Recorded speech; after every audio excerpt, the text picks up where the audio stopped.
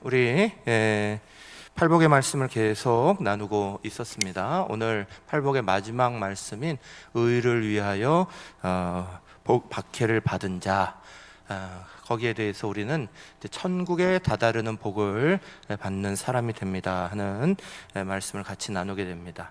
의를 위해서 박해받는 자라는 것은 주님께서 가신 십자가의 길, 그 골고다 언덕길을 가는 사람들을 말하죠. 넓은 길이 아닌 좁은 길을 가는 사람들을 말합니다. 오늘도 주님 따르는 그 길을 걸어가는 모든 사람들에게 복을 주시겠다 하시고 계시는 거예요. 우리가 세상을 살아가면서도 세상 속에서도 어려움을 이기면, 그것을 극복하면 오히려 기회가 된다 하는 것들을 우리가 많이 경험하게 됩니다. 종교개혁이라는 큰 역사의 이런 큰 전환이 기독교에게만 영향을 준 것이 아니라 세계 역사에 큰 영향을 끼치게 됩니다.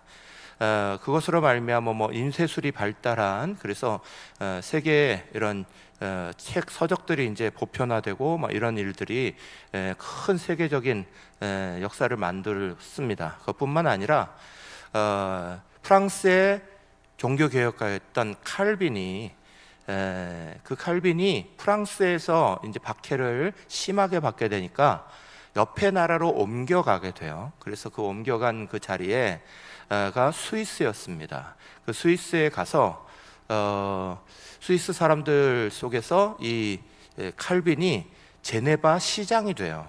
그래서 그 제네바라는 중심 도시를 비롯한 스위스가 이제 개신교를 절대적으로 받아들이면서 그 삶의 자리에 이렇게 가게 되는데, 그때 이제 시장이 된 칼빈이 청렴한 삶을 강조합니다. 그래서 시 전체에다가 포고령을 내려요. 그 포고령이 뭐냐면 사치품을 일절 사용하지 못하도록 만들어요. 청렴하게 살아야 된다, 이것을 강조합니다. 그러다 보니까 이제 스위스의 보석 세공업자들이 이제 먹고 살 일들이 없어졌잖아요. 그 보석 세공업이 꽤나 발달했던 곳이었고 손기술이 굉장히 좋았던 사람들인데 이 산업이 없어지는 상황이 된 거예요. 그런데 이제 프랑스에서 칼빈과 함께 넘어갔던 개신교 많은 사람들 중에 시계업자들이 있었어요. 시계 만들 줄 아는. 그래서 그것을 이제 새롭게 적용해 주기 시작합니다. 그래서 스위스가 시계 산업이 굉장히 발달하는 것으로 바뀌는 계기가 돼요. 그때 당시에 시계는 지금처럼 아주 명품 이렇게 하지 않고 사람들이 그저 가져야 되는 그런 것으로 인식되면서 시계 산업이 점점 확대되고 있던 그런 시기여서 스위스는 이제 그것을 받아들이면서 시계 산업을 본격적으로 육성하게 됩니다. 그러다가 이제 1833년에 스위스에 큰 불이 나요. 그 불로 말미암아 목재가 이렇게 주된 집을 짓는 건축 자재였던 스위스가 집들이 불타는 일들이 벌어져요. 그 집들이 불타니까 당연히 시계 공업하던 데도 굉장한 타격을 받죠. 그런데 화재가 다 끝난 다음에 그 불탄 도시를 다시 재건할 때 시계 산업에 맞게 다시 도시를 다 만듭니다. 그래서 그것으로 전문화되는 집, 또 분업화해야 될 집, 이런 것들을 다시 다 하면서 오히려 끝나고 나서 도약하는 계기를 만나요.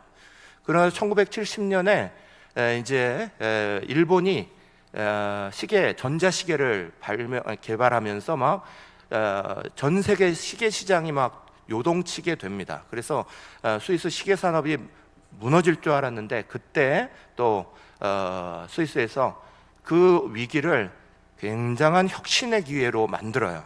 그래서 명품을 향해 나아가고 그때부터 굉장히 과감한 투자들이 또 일어나고 그러면서 극복하고 나아가게 됩니다. 세상에서도요, 어려움을 극복하고 나면 오히려 더 굳건해지는 경우를 만나는 것을 우리는 자주 대합니다.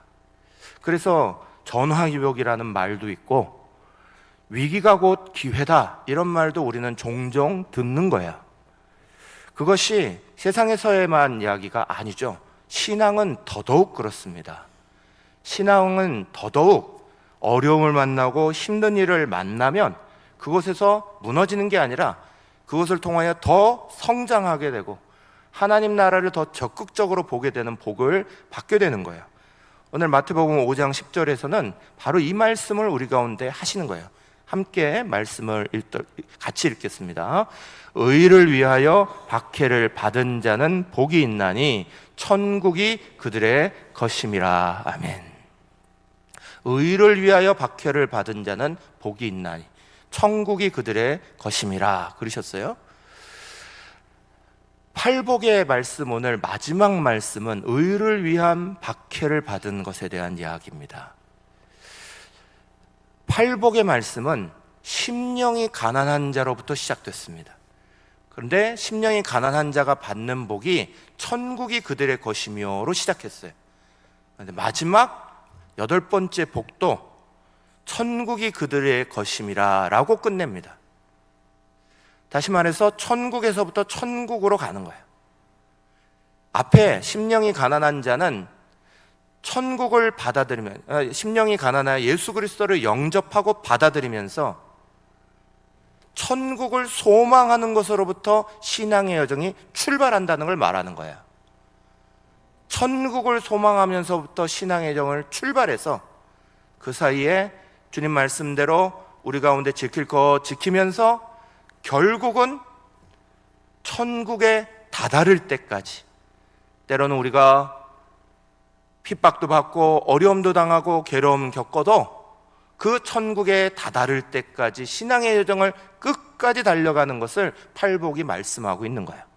그래서 그 마지막에 천국의 자리에 그들이 서게 될 거다, 그것을 우리 가운데 가르쳐 주시는 거예요.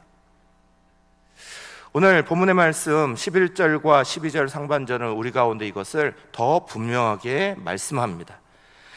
11절 12절 상반절 같이 읽겠습니다. 나로 말미암아 너희를 욕하고 박해하고 거짓으로 너희를 거슬러 모든 악한 말을 할 때에는 너희에게 복이 있나니 기뻐하고 즐거워하라. 아멘. 저는 우리 성도들의 삶이 하나님 말씀대로 열심히 살아가려고 하는 수많은 우리 성도들을 이렇게 보게 됩니다. 성도들이 하나님 말씀을 지키면서, 특히 팔복의 말씀을 지키면서 천국을 소망하고 천국을 향해 가는 거야. 그래서 심령이 가난하게 천국을 받아들인 대로 애통하는 마음 가지고 우리가 오늘 우리와 우리의 가족과 또 우리의 사회를 위해서, 이 시대를 위해서 애통하는 마음으로 하나님 앞에 기도하고요, 온유한 마음 가지고 분내지 아니하고 성내지 아니하고 평화를 이루어가는 사람으로 살아가고요, 의에 줄이고 목마른 사람으로 정의롭게 그리고 바르게 하나님의 나라를 확장해 나가며 그렇게 살아가고요, 긍휼히 여기는 마음 가지고 다른 사람들 불쌍히 여기고 다른 사람의 처지를 이해하고 이렇게 살아가고요, 마음이 청결해서 하나님을 볼 만큼 그 마음의 자리에 잘못된 것들을 회개하고 하나님의 은혜로 온전히 바라보는 그런 삶을 살아가는 우리 사랑하는 성도들이 화평케 하는 자가 되어서 나 자신도 하나님과 화평하고 또 이웃과도 화평하고 그런 화평을 이뤄가는 자리를 살아가는 우리 성도들이 그렇게 하나님 말씀 착하게 지키고 살아가는데, 그럼에도 불구하고 때로 어려움을 당할 때가 있어요. 때로 말로 할 수 없는 욕을 먹을 때가 있어요. 분명히 이 말씀을 지키고 살아가는데도 불구하고 괴로움 당하는 것을 겪을 때가 있어요. 그럼 하나님 말씀이 잘못됐나? 아니에요. 오늘 10절이 우리에게 말씀하시는 것처럼 의를 위하여 박해를 받는 사람이 일어난다는 거예요. 왜냐?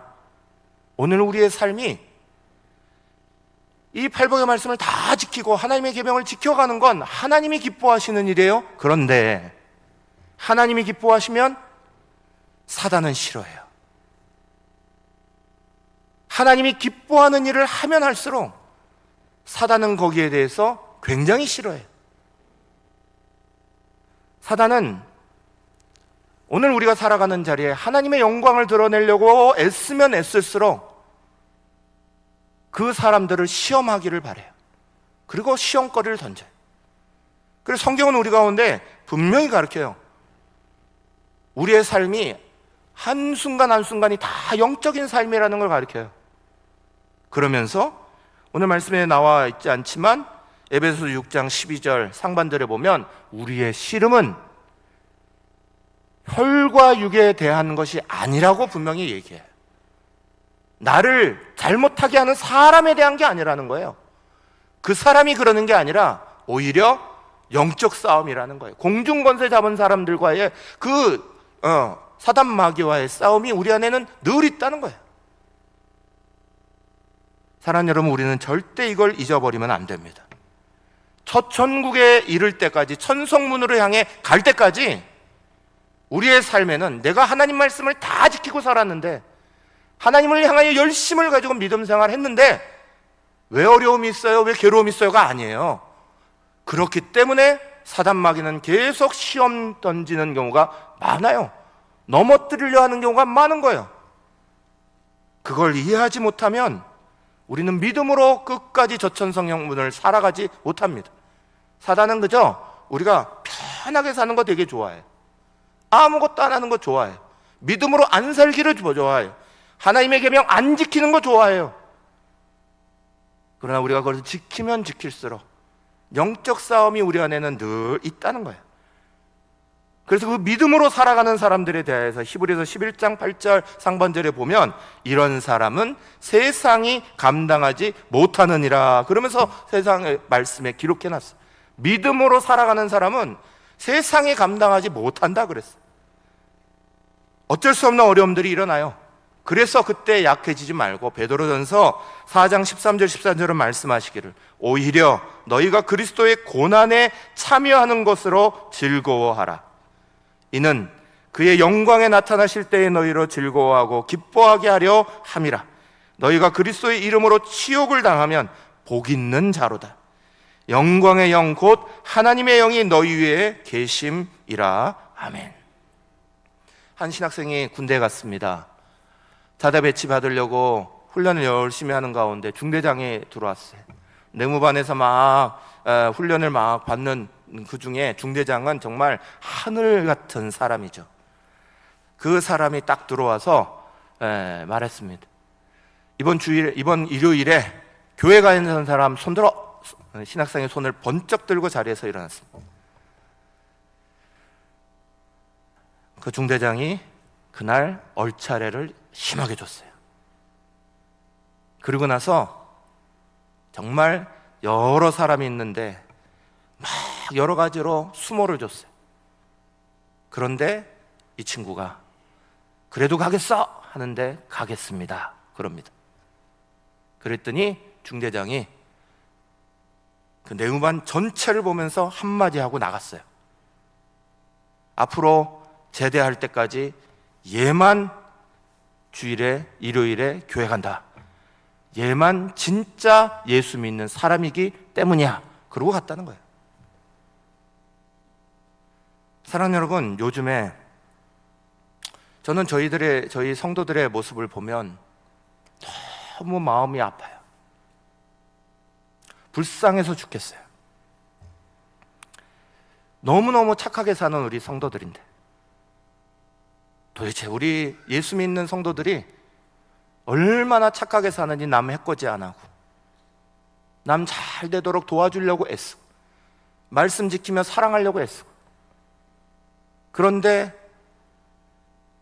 예수 믿는다는 거 하나 때문에 교회 직장에서 어려움 당하시는 분들 이야기 들을 때마다 예수 믿는다는 거 하나 때문에 가정에 그렇게 헌신하는 사람이 가정에서 여러 가지 어려움 당할 때마다 예수 믿는다는 거 하나 때문에 그것 때문에 여러 가지 어려움 당하는 그 속에서도 믿음을 지키려고 하시는 분을 볼 때마다 얼마나 눈물 나는지 몰라요.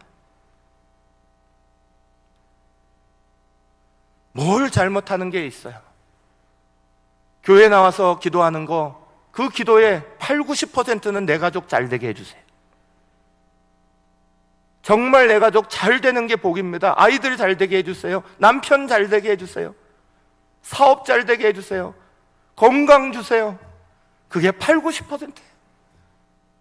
기도하시는 여자 권사님들, 집사님들 중에 정말 나 위해서 기도하시는 분을 본 적이 없어요. 그래서 그것도 좀 기도하시라고 제가 아무리 말씀드려도 가족 위해서 기도해요. 부모님 위해서 기도해요. 그렇게 기도하는 사람들이 예수 믿는다는 것 때문에 집에서 힘든 일 수없이 당하는 이야기 많이 들어요. 그래, 사랑하는 여러분, 우리가 청문회 볼 때마다 느끼는 거지만 고위공직자 올라가는 사람 마치 부패 백화점을 보고 있는 것 같아요. 부동산 투기, 자녀들 문제, 재산 문제, 그런데도 저렇게 높은 자리에 올라가고 떵떵거리고 사는 사람들 보며 이렇게 착하게 살아도 험하게 이렇게 욕먹고 이런 거 보면 세상 살맛 안 나는 것 같이 느끼세요? 아니에요. 주님은 분명히 약속하셨어요. 주의 이름을 위하여서, 의를 위하여서 박해를 받은 자는 반드시 하나님께서 복을 내리시겠다 약속하셨어요. 우리는 그걸 믿고 오늘 세상에서 얻는 것들이 다른 사람이 얻는 것처럼 고위공직자 못 돼도, 부동산 투기에서 큰 돈 못 벌어도 믿음의 자리 지켜나가고 하나님 말씀 지켜나가고 그것을 꾸준히 하고 있는 믿음의 성도의 발걸음을 오늘도 가고 있는 거예요. 믿음장인 히브리서 11장에 여러 사람들의 이야기를 짧게 쓰는데 거기에 모세 이야기를 좀 길게 써놨어요. 대표적인 사람 모세로 11장 24, 25절에 뭐라고 말씀했냐? 믿음으로 모세는 장성하여 바로의 공주의 아들이라 칭함받기를 거절하고 도리어 하나님의 백성과 함께 고난받기를 잠시 죄악의 낙을 누리는 것보다 더 좋아하고, 그렇게 써놨어요. 세상에서 부귀영화, 행복한 거 그거 누리기보다 내가 주님의 뜻대로 살아가며 하는 것 더 중요하게 여겼다. 어느 교회에 소년부 교사를 하신 안수 집사님이 있습니다. 그 안수 집사님은 평생을 교회 학교 교사의 사명을 갖고 사신 분이에요. 60이 넘어서도 아이들 가르치는 걸 마지막까지 자기의 사명으로 사신 분이에요. 어느 해 연초에 아이들 반 명단을 다 받아보니까 8명의 명단이 넘어왔어요. 그래서 첫 주일 예배를 딱 드리고 나니까 2명이 출석하는 거예요. 그래서 한 주간 동안 전화를 막 돌리고 나서 다음 주에 예배를 드리니까 또 2명밖에 안 나오는 거예요. 실제로 8명 중에 2명만 나오고 있었던 거예요. 그래서 이 아이들을 찾아가기로 했습니다. 그 교회의 뒤편에는 달동네가 있었어요. 대부분의 아이들이 그 달동네에서 오는 아이들이었어요. 달동네를 향해 걸어가서 그곳에서 그 아이의 집에 찾아가서 문을 똑똑똑 두드리니까 어머니가 나왔습니다. 누구십니까? 묻는 자리에 내가 저 밑에 있는 교회에서 왔습니다. 제가 소년부 선생님인데 아이를 좀 봤으면 좋겠습니다. 어머니가 아무 말도 안 하더니 안으로 들어갑니다. 그리고 좀 있다가 소금 한 바가지를 가져 나와가지고 그냥 얼굴에 뿌려버렸어요. 소금 세례를 얼떨결에 얻어맞았어요. 60대 할아버지. 황당하죠? 뭘 잘못했어요? 생각할 겨를도 없이 눈에 그 소금이 들어가서 막 쓴 느낌이 막 나고요. 그것 때문에 앞이 안 보여서 수층의창하면서 옆에 있는 전신주 잡고 간신히 자리에 앉아갖고 있는데 쓴 눈물과 함께 눈물이 막 줄줄 흐르는 거예요. 처음에는 써서 눈물이 흘렀는데 조금 지나고 나니까 예수님이 생각나더라는 거예요. 예수님은 나 때문에 더 고통당하셨는데 그 생각나니까 처음에는 그냥 써서 흘렸던 눈물이 갑작스럽게 감동의 눈물이 되어서 막 계속 용서좀 치더라는 거예요. 그러고 나서 다음 주부터 계속 그 달롱대로 올라가셨대요. 가서 청소하시고 아이들 만나면 뭐 하나라도 사주시고 동네 사람을 만나면 인사하시고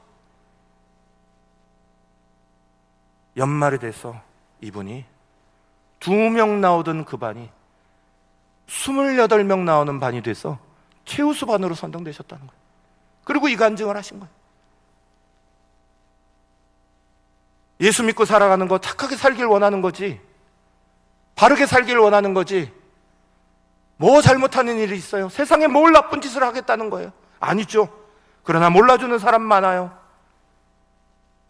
가장 큰 원인은 바로 영적 싸움이에요. 사단 마귀는 하나님이 기뻐하시는 거 절대 좋아하지 않아요. 자꾸 시비 걸고 자꾸 문제 걸어요. 그때 성경은 우리 가운데 말씀하시는 거예요. 마태복음 5장 12절 이렇게 말씀했어요. 기뻐하고 즐거워하라. 하늘에서 너희의 상이 큼이라 그러셨어요. 그때 우리의 마음속에 가져야 되는 건 내가 뭐 때문에 이런 짓을 당해요가 아니라 하늘에서 내 상이 클 거야, 그거 믿으라는 거예요. 명설교가였던 스펄전 목사님이, 찰스 스펄전 목사님이 뭐라고 말했냐?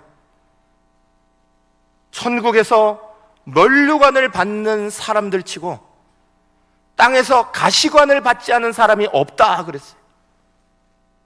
천국에서 면류관 받는 사람 치고 땅에서 가시관 받지 않은 사람이 없다. 사랑하는 여러분, 하나님께서요 닭과 개와 돼지를 부르셨어요. 그리고 세상에 내려가서 너희가 할 일을 잘해라 그러면 세상으로 보내셨대요.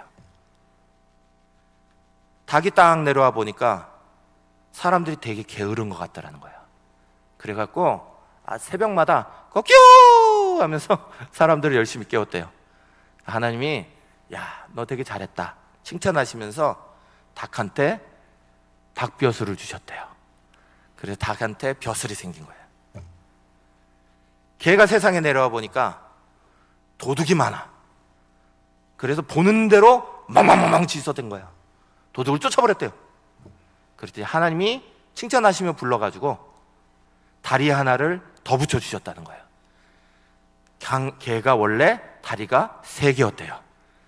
그래가지고 하나님이 주신 다리가 얼마나 귀한지 이 개가 오줌 늘 때마다 다리를 번쩍 든다는 거예요.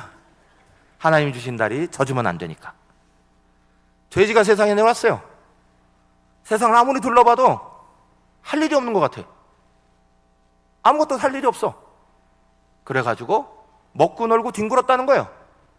하나님이 부르셔서 화를 내시면서 세상에 할 일이 그렇게 없냐 그러시면서 코를 치셔가지고 코가 납작해졌다는 거예요. 사랑하는 여러분, 세상에 왜 할 일이 없어요?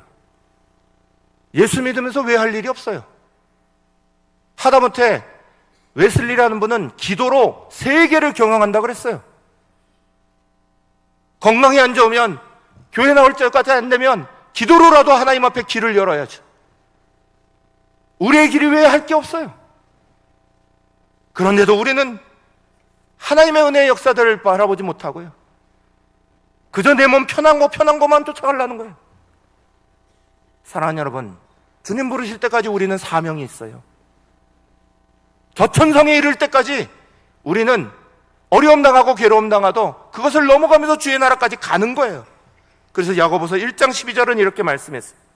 시험을 참는 자는 복이 있나니 이런 시련을 견디어낸 자가 주께서 자기를 사랑하는 자들에게 약속하신 생명의 면류관을 얻을 것이기 때문이라. 아멘.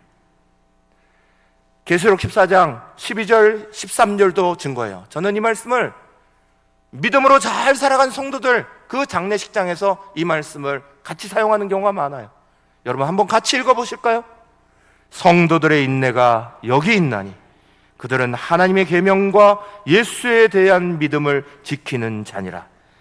또 내가 들으니 하늘에서 음성이 나서 이르되 기록하라. 지금 이후로 주 안에서 죽는 자들은 복이 있도다 하시매 성령이 이르시되 그러하다.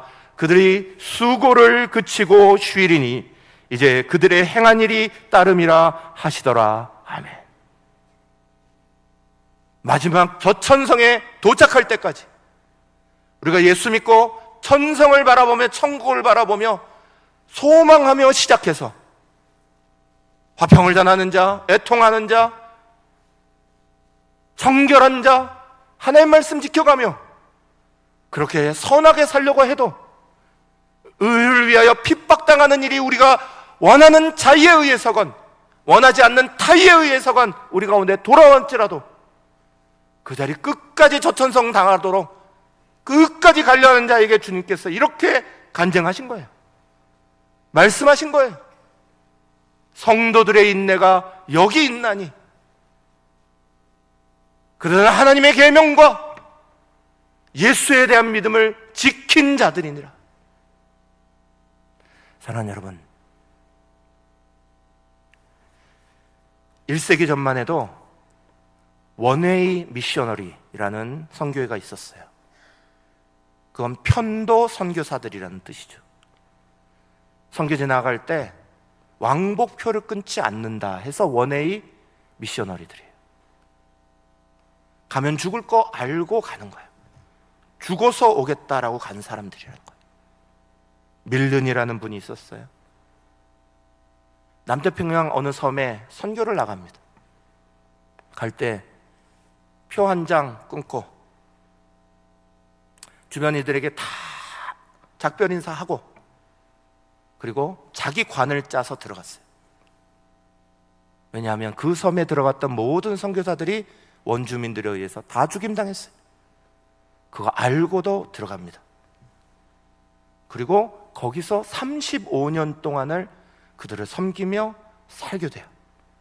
그리고 거기서 그 원주민들에 의해서 장례를 치르게 됩니다. 그 원주민들이 장례 치러주면서 거기에 묘비 하나를 세웠어요. 그 묘비에는 이렇게 써 있어요. 당신이 여기에 왔을 때 이곳에는 빛이 없었습니다.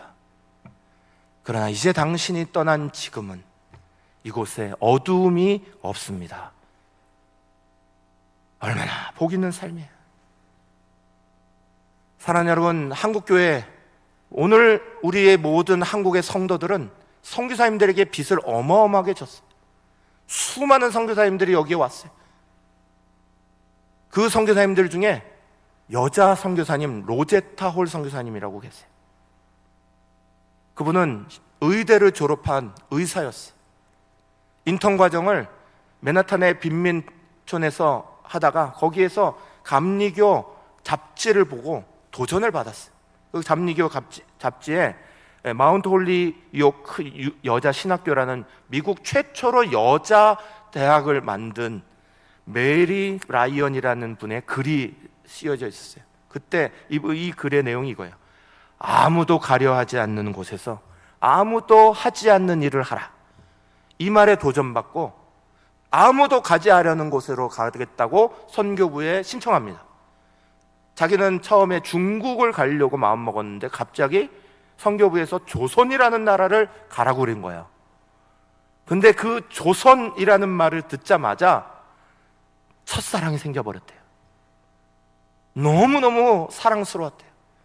오자마자 보구여관이라는 자리를 열었어요. 보구여관이 여관이 아니라 여자들을 보호하고 구제하는 기관이다. 이래서 보구여관을 만들었어요. 거기에 여자들을 위해서 의료 사업을 시작하면서 간호사도 없으니까 들어오는 사람들 표 하나 주는 것부터 자기가 다 하고 간호사들 시중 드는 거 자기가 다 하고 약 처방해서 약 받아가는 거 자기가 다 해주면서 그 보고여관을 운영하는데 한 달쯤 지나니까 손가락이 이렇게 된 화상을 입어서 손가락 3개가 손바닥에 붙어버린 그런 소녀가 찾아온 거예요. 온몸은 화상 덩어리고 이걸 치료할 방법도 없을 때 이 로제타 홀 선교사님이 이걸 피부 이식 수술을 시행했어요. 그래서 손가락을 피고 모든 화상의 자리에 이제 그걸 피부를 해야 되는데 온몸이 화상을 입고 나니까 피부 이식할 데가 없어서 자기 몸에 있는 피부를 잘라서 붙여줬다는 거예요. 그게 조선 사람들에게 감동의 마음으로 전해지고요. 그 얘기를 듣고 여자분들이 의수를 배우겠다고 찾아옵니다.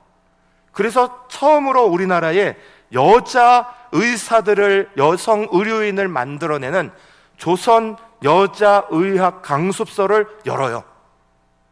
조선의학 여자 강습소를 열면서 여자 의사들의 지금도 어머니가 되신 분이에요. 이 조선 여자의학 강습소가 나중에 고려대학하고 합쳐서 고려대학 의대가 됩니다. 연대만 선교사님들이 한 게 아니에요. 고대 의대도 시작은 로제타 홀이라는 이 여자 선교사님에 의해서 시작됐어요. 허련단신으로 우리 땅에 왔습니다. 아무것도 없는 그 자리에 이 땅에 왔습니다. 그리고 나서 헌신하고 수고했습니다. 성경은 오늘 마지막 말씀에 우리 가운데 이렇게 가르쳐요. 마태복음 5장 12절 하반절에서 너희 전에 있던 선지자들도 이같이 박해하였느니라, 그렇게 기록되어 있어요. 너희 전에 있던 선지자들도 이같이 박해하였느니라. 고통당하는 사람들은 5가지 잘못된 생각을 한다 얘기가 나와 있어요. 첫째, 나만 당하고 있는 줄 안다는 거예요. 그러나 돌아보면 나뿐만 아니라 수많은 사람들이 아픔을 겪고 있다는 사실을 알게 돼요. 두 번째, 내가 당하는 고통이 제일 크다 생각한다는 거예요. 그러나 조금만 옆에 돌아보면 수많은 주의 종들과 성도들이 더 큰 고통 당하면서도 이겨나가고 있는 걸 보게 됩니다. 세 번째, 내가 그 고난이 다 헛된 고생인 줄 알아요. 그런데 절대로 헛된 고생일 수가 없다는 거예요. 고난은 변장한 은혜의 다른 이름이에요. 고난을 통해서 반드시 하나님의 변장된 은혜가 찾아옵니다. 넷째, 모든 고통은 아무도 안 알아준다 생각해요. 그러나 주님도 아시고 죄정도 알고 성도들도 알고 가족들까지 다 알게 됩니다. 다섯 번째, 이 고통은 끝이 없다 생각한다는 거예요. 그러나 모든 고난은 터널과 같아서 반드시 그 끝이 길게 느껴져도 찾아옵니다. 사랑하는 여러분, 세상의 모든 향료 중에 최고의 향료는 죽은 고래, 아픈 고래 속에서 나오는 향유를 사용한 그 향료가 최고의 향유 중에 하나예요. 우리가 많이 쓰는 우황청심원은요, 병든 소에서 나오는 거예요. 악기 중에 최고의 악기를 만드는 재료는 2000m 수목 한계선이라는 그 나무가 자랄 수 없다는 그 이상에서 자란 조그마하고 그 추위를 견뎌낸 나무에서 만들어낸 재료가 최고의 악기들을 만들어내는 거예요. 고난의 자리 우리 속에 와도 우리는 그 속에서 하나님의 은혜를 보고 끝까지 저천성을 향하는 것이 우리의 믿음이에요. 저는 선교사 하면서 너무너무 힘든 시간들이 있었어요. 교회 개척할 때가 특히 그랬어요. 저는 오늘도 너무너무 힘든 시간이 되면 그때를 생각합니다. 그때 제가 깨달은 게 있어요. 교회 개척하면서요, 1300km, 왕복 2600km를 왔다 갔다 해야 되니까, 그것도 매주 올라갔다 와야 하니까 5살 난 딸, 만삭인 아내, 곧 해산하는 아내를 두고 갔다 올 수가 없었어요. 한국으로 떠나보냈어요. 그리고 둘째가 태어나는 걸 저는 100일 될 때까지도 못 봤어요. 100일이 넘어서야, 애가 태어나고 100일이 넘어서야 저는 둘째 아들의 얼굴을 처음 봤어요.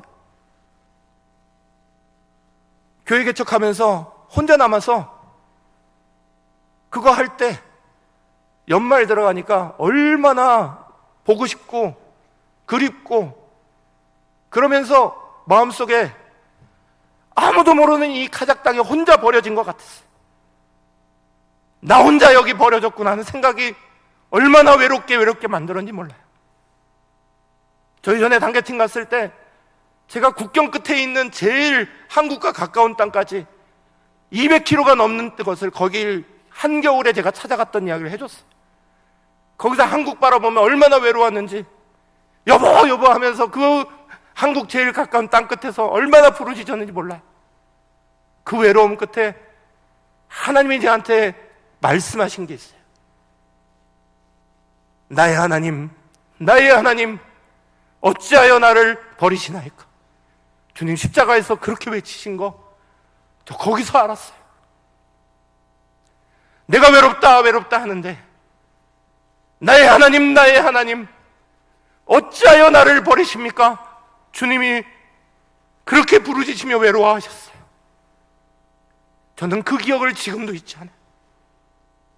아무리 힘들어도 그때 세운 그 교회가